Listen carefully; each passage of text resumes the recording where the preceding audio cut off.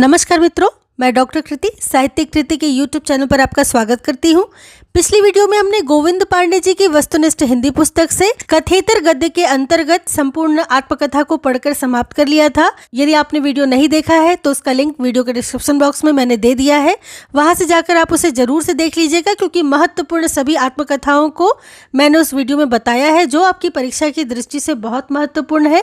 जैसा कि मैं हमेशा बताती आई हूँ अपनी वीडियोज़ में कि आप चाहे हिंदी विषय से किसी भी परीक्षा की तैयारी कर रहे हो, ये सभी वीडियो आपकी परीक्षा की दृष्टि से बहुत महत्वपूर्ण है, क्योंकि इस वीडियो को मेरा बनाने का उद्देश्य ही यही है कि आपको महत्वपूर्ण तथ्यों से अवगत कराया जाए जो आपकी परीक्षा की दृष्टि से बहुत उपयोगी है। इसलिए सभी वीडियो को जरूर से देख लीजिएगा। और देखिए, आज से मैं अपनी क्लास में एक और चीज को जोड़ रही हूँ कि वीडियो के अंत में उस क्लास से संबंधित आपको एक प्रश्न देखने को मिलेगा, जिसका उत्तर आपको कमेंट सेक्शन में लिखकर देना है।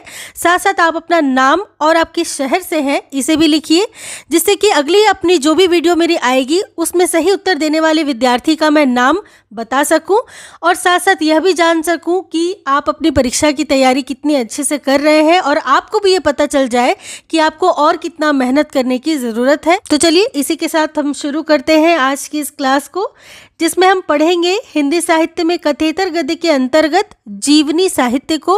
आपको पता है कि जीवनी साहित्य होता क्या है? तो जीवनी साहित्य का अर्थ ही है जीवनी, जिसको हम कह सकते हैं अंग्रेजी में जिसको बायोग्राफी कहते हैं। तो जब कोई रचनाकार या आलोचक या लेखक, जो भी कह लीजिए, किसी और के ऊपर लिखता है, अर्थात किसी और के जीवन पर लिखता है, तो जीवन पर लिखी गई, किसी के जीवन पर भी लिखी गई जो घटनाएं हैं या फिर पूरे जीवन पर लिखी गई जो भी कथा वस्तु है, वो जीवनी साहित्य के अंतर्गत आती है। यहाँ पे बहुत सारे आपको रचनाकार मिलेंगे, लेखक मिलेंगे जो भिन्न भिन्न लोगों के ऊपर अपनी जीवनी पुस्तकों को लिखते हैं। तो इनमें से जो महत्वपूर्ण आपकी परीक्षा की दृष्टि से होंगी उसे मैं आपको बताती चलूँगी, आप देख लीजिएगा। देखिए, ये सभी रचनाएं आप पढ़ लीजिएगा स्वयं से, वीडियो को रोक करके। जो महत्वपूर्ण है उनमें है राम वृक्ष बेनीपुरी। सन 1951 ईस्वी में इन्होंने जयप्रकाश नारायण जी के जीवनी पर अपना साहित्य लिखा है, अर्थात जयप्रकाश नारायण जी की जीवनी लिखी है। वही देखिए, राहुल सांकृत्यायन ने 4 जीवनी रचनाएं लिखी हैं, स्टालिन, कार्ल मार्क्स, लेनिन और माओ त्से तुंग पर, जो कि चारों रचनाएं 1954 ईस्वी में प्रकाशित है। इन चारों को बहुत अच्छे से देखिएगा, क्योंकि बहुत महत्वपूर्ण है। राहुल सांकृत्यायन जी के जीवनी परक रचनाएं हैं ये सभी, स्टालिन, कार्ल मार्क्स, लेनिन तथा माओ त्से तुंग। अगले जो महत्वपूर्ण हम आगे देखेंगे, ज्ञानेंद्र की 1968 ईस्वी में लिखी अकाल पुरुष गांधी, गांधी जी के जीवन पर आधारित जीवनी परक रचना है। बहुत महत्वपूर्ण है, कई बार परीक्षाओं में पूछी गई है, ध्यान दीजिएगा। अकाल पुरुष गांधी ज्ञानेंद्र के द्वारा लिखी गई है, और किसके जीवन पर है? तो गांधी जी के जीवन पर है। वहीं अमृतलाल नागर की 1975 ईस्वी में लिखी जीवनी परक रचना है चैतन्य महाप्रभु, जो कि चैतन्य महाप्रभु के जीवन पर आधारित है। अगले हैं रामविलास शर्मा। इनका 1986 ईस्वी में मार्क्स, त्रोत्स्की और एशियाई समाज महत्वपूर्ण जीवनी परक रचना है, ध्यान दीजिएगा। अगली है शिवरानी देवी। इनका 1944 ईस्वी में प्रेमचंद घर में बहुत महत्वपूर्ण जीवनी परक रचना है। शिवरानी देवी प्रेमचंद जी की धर्मपत्नी थी, और उन्हीं प्रेमचंद के ऊपर इन्होंने रचना लिखी है जो कि जीवनी परक है। इस रचना का नाम क्या है? तो प्रेमचंद घर में 1944 ईस्वी में प्रकाशित है, और बहुत महत्वपूर्ण रचना है, ध्यान दीजिएगा, शिवरानी देवी जी का। अगले महत्वपूर्ण है अमृत राय। 1962 ईस्वी में इन्होंने कलम का सिपाही जीवनी परक रचना लिखी है। कलम का सिपाही प्रेमचंद के ऊपर आधारित रचना है, तो ध्यान दीजिएगा।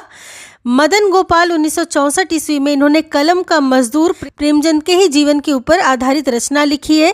ध्यान दीजिएगा, रचनाओं से ये भी पूछा जाता है कि ये किसके ऊपर आधारित है, तो आपको ये भी पता होना चाहिए। आगे महत्वपूर्ण है रामविलास शर्मा जी। इनका 1969 ईस्वी में निराला की साहित्य साधना जीवनी परक रचना है, जो कि निराला के ऊपर लिखी गई है। विष्णु प्रभाकर का 1974 ईस्वी में आवारा मसीहा शरद चंद्र के जीवन पर आधारित जीवनी परक रचना है, और बहुत महत्वपूर्ण है। कई बार देखिए, इन सभी रचनाओं से जो भी मैं आपको बता रही हूँ प्रश्न पूछे जाते हैं, तो इन सबको बहुत अच्छे से देखिएगा। आगे महत्वपूर्ण है शोभाकांत। 1991 ईस्वी में लिखी गई इनकी रचना है बाबूजी, जो कि नागार्जुन के जीवन पर आधारित है, ध्यान दीजिएगा। विष्णु चंद्र शर्मा, इनका 1976 ईस्वी में लिखा गया जीवनी परक रचना है अग्नि सेतु, जो कि नजरुल इस्लाम पे लिखा गया है और महत्वपूर्ण है। अगले हैं जगदीश चंद्र माथुर जी, इनका 1971 ईस्वी में लिखा गया जिन्होंने जीना जाना, बहुत महत्वपूर्ण जीवनी परक रचना है। अगले महत्वपूर्ण है बिंदु अग्रवाल, 1999 ईस्वी में इन्होंने स्मृति के झरोके से भारत भूषण अग्रवाल के जीवन पर आधारित जीवनी परक रचना लिखी है, बहुत महत्वपूर्ण है, ध्यान दीजिएगा। अगले ज्ञानचंद्र जैन ने 1999 ईस्वी में कथा शेष जीवनी की रचना की है, जो कि अमृतलाल नागर के ऊपर आधारित है, कथा शेष ज्ञानचंद्र जैन की। वहीं महिमा मेहता ने 2003 ईस्वी में उत्सव पुरुष नरेश मेहता के ऊपर जीवनी लिखी है, महिमा मेहता ने। कुमुदनागर 2006 ईस्वी में वट वृक्ष की छाया में रचना लिखी है, जो कि अमृतलाल नागर के जीवन पर आधारित है, ध्यान दीजिएगा। ये सभी रचनाएं बहुत महत्वपूर्ण है आपकी परीक्षा की दृष्टि से। आगे है गायत्री कमलेश्वर, इन्होंने 2005 ईस्वी में कमलेश्वर मेरे हमसफर नामक जीवनी परक रचना लिखी है, जो कि कमलेश्वर के जीवन पर आधारित है। बाकी जो भी रचनाएं हैं उनको आप बस एक बार पढ़ लीजिएगा, हम आगे देखेंगे। यहाँ भी आगे कुछ जीवनी परक रचनाएं एवं लेखक है, इनको एक बार बस आप पढ़ लीजिएगा।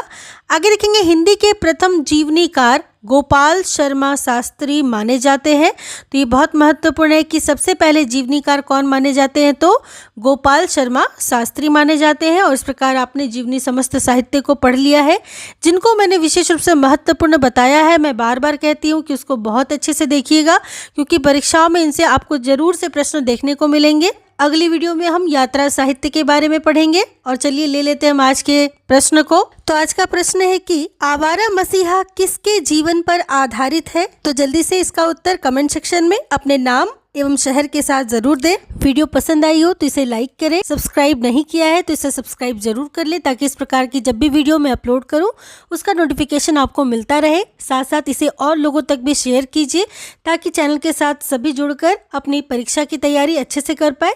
तो चलिए मिलती हूँ अगली वीडियो में यात्रा साहित्य के साथ। तब तक के लिए आप सबका बहुत बहुत धन्यवाद।